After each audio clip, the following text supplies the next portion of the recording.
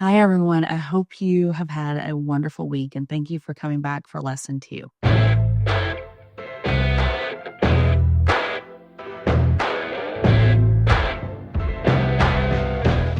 So, this is our second week of the 12-week Bible study on the book of John.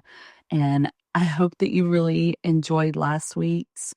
I hope the lesson got you kind of thinking and that you had fun with the photography activity. And if you didn't, that's okay. Don't worry. We are going to get you caught up really, really fast. So be patient. You'll be good. Yeah. So let's take a look at some images and how they're just different when you look at them as just little pieces versus a larger perspective. Let me ask you something. Have you ever tried to do this yourself? Have you tried to capture a beautiful landscape with, say, your cell phone, for an example, only to find that just one picture isn't going to do it? You have to take several pictures because it doesn't do it justice. I have been there. I love photography. But this is why I think when cell phones were being developed and there was just someone that was passionate about landscapes and they were like, hey, we need to do the panorama view or mode on the cell phone so that we can get just a better picture. And I'm really glad that they did that. By taking multiple photos from different angles, we can get just a fuller, more complete view of what's right in front of us. What is the beauty of the landscape? And that's exactly what's happening in these 4 gospels. That's why I wanted you to do that activity. See, trying to take a photo of the beauty of God's creation, I don't know, it just kind of reminds me of my favorite landscape photographer, Ansel Adams. If you don't know him, you need to look him up. I remember this funny story I heard when I was in school about another photographer that wanted to try to mimic Adam's images, and so he got the money up and he decided to start traveling. And the story's a little humorous, but insightful about the legendary photographer Ansel Adams.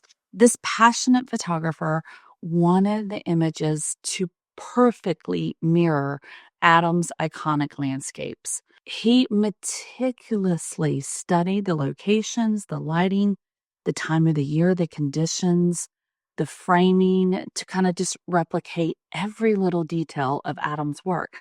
However, kind of despite his effort, something wasn't just adding up and he couldn't put his finger on it. He couldn't understand, I don't know, how Adams was like achieving the kind of shots that he was giving, the precise framing and the precise perspective, especially in some of the terrains that just kind of seemed impossible to access. After much of the trial and the error, he was getting really frustrated. But the photographer ended up running up on this gentleman that was local. And after meeting him, they decided to go and have lunch. Well, come to find out, this guy knew Adams and was there to help him when he came through the town. And so after they had lunch and they talked for a while, the gentleman kind of casually in his conversation made this comment about how he was always having to help Adams get up on top of his van before he took his shots. And that was the photographer's light bulb moment. For the young photographer, this gave him the exact thing that he knew he was missing. He realized what he had been doing wrong kind of all along with all of the images. Adam had been standing on top of his van, giving him kind of a higher vantage point and gave him a better access to some of the images that he wanted to take. So this seamlessly insignificant detail completely changed the photographer's understanding of how these images were being taken. Well, this story kind of highlights a crucial point that we were talking about last week with context and perspective and how much it matters. Just like understanding Adam's position kind of allowed this photographer to grasp the full picture, knowing the background and the purpose of each gospel writer, Well, it helps us see Jesus more clearly. If you have studied the four Gospels, it doesn't take you long, you know they are a little different. Or if you've spent any time on social media or YouTube or anywhere else, you can always find that one person that's telling you that the Gospels are contradicting each other. You may have noticed that Matthew, Mark, Luke, and John sometimes tell the same story, and other times they don't. Sometimes they tell the same story, but in different ways. Some details are included in one gospel and left out in another gospel, which is why some people say the Bible contradicts itself. But does it? Does it really contradict itself? Absolutely not. Let me explain what I mean by this. Let me give you another example. If my dad and I both witnessed a car accident, and the officer came up and asked us both the exact same questions, my dad may be able to answer it one way, where I would answer it a different way. For an example, if the officer said, "Hey, what color was the car that hit the one that's sitting right here?" And I would probably tell you it was, say, red, for an example. But I know that my dad would give you a completely different answer. Why? Well, I know my dad's colorblind. So I know he more than likely didn't even focus on the color of the car. But if the guy had asked me another question, if the officer has asked me a different question, my dad may be able to give him details that I couldn't. Why? Because he's not focused on the color of the car. He's focused on other details, where I'm completely focused on the color of the car. My dad doesn't see color, so it's just something he doesn't really pay attention to. It's not something that's relevant to him. Where for me, I see color, and so it's something I completely pay attention to. Does that mean that he wasn't there or that I wasn't there, that we didn't see the same thing? No. Are we contradicting each other? No. We're just focused on different things because we see things a different way. The same thing is going on here with the Gospels. Four people witnessed the exact same events and then wrote about them. See, the Gospel writers, they each highlighted different details based on what they understood and what stood out to them and who they were writing to and the purpose of them writing to them. Each gospel represents Jesus kind of in a unique way, helping us see the full picture of who he is. Matthew presents Jesus, as this Messiah and King, fulfilling Old Testament prophecies. His audience, who do you think they were? They were the Jewish people who were looking for the promised Savior, the promised Messiah. That's why Matthew includes over 100 references to the Old Testament, because his readers would have understood it and they would have connected the dots to it. It would have been important for them. That's his audience. Mark focuses on Jesus as this action figure, with power. His gospel is fast paced. It's like an action movie because he's writing to the Romans. And that's what matters to them. People who valued strength and results. That's why Mark uses words like, I don't know, immediately and at once so often. He wants his readers to see that Jesus is powerful and unstoppable. He's a man of action as well as a savior of the world. And then there's Luke. I love Luke. He represents Jesus as just this compassionate savior for all people, but especially for the brokenhearted and the outcast in society. See, Luke's a doctor, and so he writes with this great detail and beauty, kind of making sure we see Jesus interaction with people personally and relationally, because that's what's important to him. He was writing to the Greeks, and they were kind of, I don't know, they loved philosophy and wisdom and culture. Those things were important to them. So he gives us interviews and songs and deep conversations because that's what his audience wanted and needed. And John is different. I mean, John is very different. He writes so that everyone, Jews, Gentiles, skeptics, and believers, well, they'll know that Jesus is God in human flesh. His gospel is more philosophical and theological. He kind of emphasizes Jesus's deity. That's why he starts with, "In the beginning was the Word, and the Word was with God, and the Word was God." That's what's so important about John. He wants you to see this deity of God. He's connecting Jesus directly to God from the very beginning, from the beginning of creation. I mean, well, actually, before that, he's showing that that Jesus and God existed as one from the very beginning, that there was no actual beginning for them. Even though each gospel has its own focus, there are key moments that appear in all four gospels. Why? Well, let's look and see what they are first. John the Baptist's ministry, all four gospels.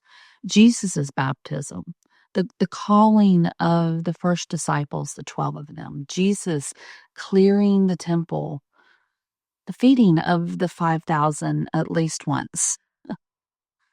Oh, the triumph entry into Jerusalem. The Last Supper is in all four gospels. Jesus predicting Peter's denial is in all four gospels, at least I think it is. Jesus praying in Gethsemane garden before his arrest, all the rest, the trial, the burial, the crucifixion, the resurrection, that's in all four gospels. Why? Why do you think that is? Because these events are central to Jesus's mission and identity. Everything else the gospel writers include support and build upon these moments. It doesn't matter who their audience is. But there's John. Like we said, he stands out. He's a little different. But why? Well, there's probably a few reasons. For one, it was probably written later than the other gospels, most likely near the end of probably the first century. By this time, people were asking deeper questions. They wanted to know more about who Jesus was. People had heard and seen things like, I don't know, the miracles and the resurrection of Christ. They wanted to know, was he really God? They've been hearing the apostles' teachings, and they wanted to hear more. They wanted to get a little deeper with them. Let me give you an example. When people first hear the gospel, they kind of tend to ask the same questions, or at least the same versions of the same type of questions. Is Jesus God? How do we know? This one usually comes up. Why is Christianity the correct religion and not other religions? Again, pretty typical question. And you kind of get my point. But when we accept Christ as our Savior and we start really kind of digging in and studying the faith, well, our questions begin to change, and they should. That is important for you to understand. Our questions should change. You start asking questions like, I don't know, let me think. You start asking questions like, what does the depravity of humanity mean for unborn children that die in the womb, or for newborn babies that die? That question becomes a little deeper. Or how did the Old Testament patriarchs get saved? That's the question you start to ask when you really begin to dig in. See, as you learn and you begin to ask deeper questions, and again, like I said, as you should, this is what helps all of us grow and mature in our life and in our relationship with Christ. As we get older, we ask different questions than our 7-year-old. So, what does it mean to follow Jesus daily? See, John took that question and he answers it head on. And then there's other reasons. There's other reasons why John's gospel is different. He's the only disciple that was at the cross when Jesus died. The rest of them were hiding. But he stood at the foot of the cross. He wept over the death of his friend. He watched him die. He stood there beside Mary, Jesus' mother, as she watched her son being crucified. I don't know about you guys, but that's a personal connection. Well, and it comes through in his writings. See, his perspective is different from other disciples because he experienced things they didn't. So he saw things a little differently. Just like when I was talking about my dad and I witnessing the same car accident, we see things a little differently. While the other gospels tell us what Jesus did, John focuses on why he did it. For an example, instead of focusing on Jesus's parables, John kind of highlights 7 key miracles, what he calls signs, to kind of prove Jesus is the Son of God. So let's look at some of them that he did. Turning water into wine, that's in the Gospel of John. Healing the royal's official son, again, only in John. Healing the man at the Bethesda well. Walking on water. I love that story. It's probably one of my favorite ones. And healing the man born blind. Raising Lazarus from the dead. That's in the Gospel of John. See, each one of these signs or these miracles isn't just an amazing act that he wanted to share. He was doing it for a reason. It was to reveal something about Jesus's power and identity. It kind of shows that there is nothing in this world or in the world after death that Jesus doesn't have control over. He is God. So why do we have 4 gospels instead of just one? Well, because together they give us this full panoramic view of who Jesus is. If Matthew, Mark, Luke, and John, I don't know, had written identical books, we'd be missing something. We'd be missing the depth and the richness of just who Jesus is. But because God inspired them to write from different angles, from different perspectives, we get to see Jesus as king, as servant, as a savior, and as God all at once. So I want you to start thinking about some questions as you begin to read the book of John this week. 1, knowing that John was the only disciple at the cross, what does that tell you about his relationship with Jesus and how unique it is? 2, if John's gospel had been written only to the Gentiles, what would be, I don't know, different about it? And vice versa. If they had only been written to the Jews, how would that change things in the Gospel of John? And third question, in the Old Testament, where in the Old Testament does God call himself I am? Do you think John highlights this for a reason? And if so, what is the reason? Who do you think he was addressing when he kept referring to this particular I am situation? And next week, I want you to go ahead and start reading John 1, verses 1 all the way to 34. And when you do that, I want you to pay attention to how John describes Jesus from the very first verse and how different it is from the other Gospels. Guys, I hope today's lesson that you see why the 4 Gospels work together and not in contradiction, but together like different pieces of a masterpiece that you get to put it all together. As we go deeper in our study in the book of John, I want you guys to see the connections that reveal the incredible plan God had all along from the very beginning. I hope this helped and I hope you enjoyed it. Thanks for joining me today, guys. And don't forget to read John 1 through 134 this week. And I guess I'll see you next time because I hope you're really enjoying this. And don't forget, I need you to subscribe, share, and like. I don't want you to miss next week's lesson. And more than anything, share it with other people, guys. I really want other people to join in as we kind of go through this book of John together. let them kind of interact with us, and let's see how much richer we can get as we study the book of John together. Have a great week. Remember, get to know him and make him known to others.